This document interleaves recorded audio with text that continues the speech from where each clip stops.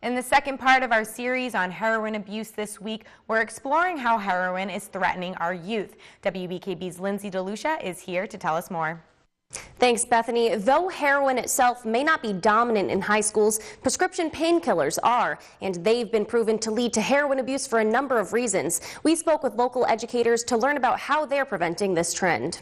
For years, Alpena Public Schools have been implementing the internationally known DARE program, educating students as young as 10 years old about drug abuse resistance. The program's goal of preventing the use of controlled drugs as well as violent behavior and gang membership has stuck throughout the years, but the program has evolved to take on even more. DARE has become more than just a drug abuse resistance strategy.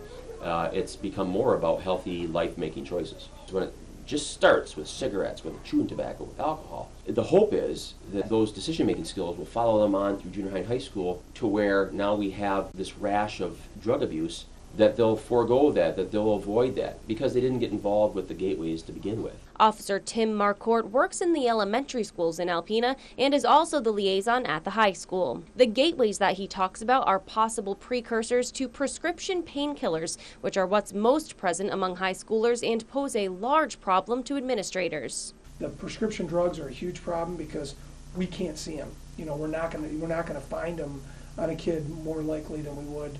If they come in after lunch and they smell like marijuana, we know that they've been using. But Percocet's one of the hot ones. Oxycodone worries me, and that just leads into that heroin use. Bordage says over the years he's learned that it could be anyone abusing these drugs, from the quietest student to the most successful athlete. And he truly believes that it comes along with the urge to simply fit in. But where is it that these prescription drugs actually come from? They're getting them from their parents' medicine cabinet. They're finding them in the drawer from grandpa's knee surgery.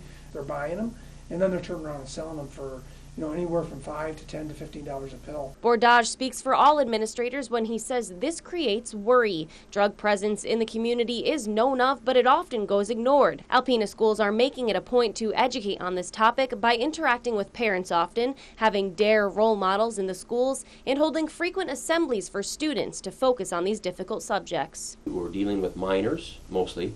We're also making sure that those minors aren't distracted by such activity and that they're here to get their education like they should be. Be a strong individual. Be faithful in yourself to make good decisions and try to do good things. Just say no. In Alpena, Lindsay DeLucia, WBKB News. On Friday, we'll wrap up our series on the effect of heroin in our community with an inspiring story of recovery that you won't want to miss.